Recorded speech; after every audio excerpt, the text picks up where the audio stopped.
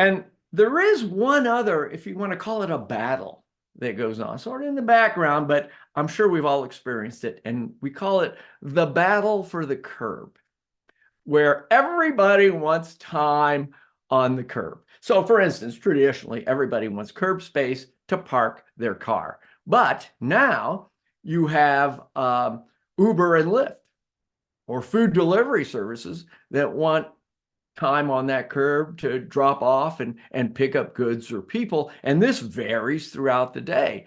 Public transportation, buses need to use those curbs as well. And as we add e-bikes and scooters, other forms of micromobility, where are you going to put the charging stations? They're probably going to be near the curbs as well. And of course, the pedestrians still want to walk on the sidewalks. And all this is happening at the same time. If you start putting charging stations on a sidewalk, less room for the scooters as they move and the pedestrians to move around, potentially making it not as safe. And again, if you need to use that curb to drop somebody off and you can't, and you end up idling somewhere or just driving around, that's going to have a negative impact on emissions. So you can play around with a lot of these things.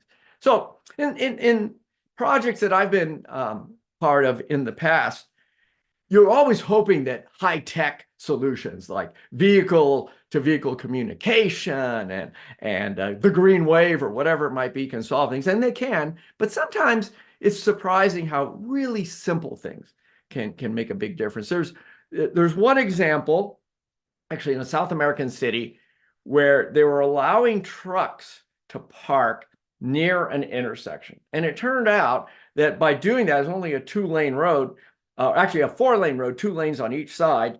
By allowing trucks to park there, it was blocking flow through that intersection. All they had to do is move that parking area down a bit, 10, 20 yards before the intersection, and had a big change in the flow through there, big increase in flow.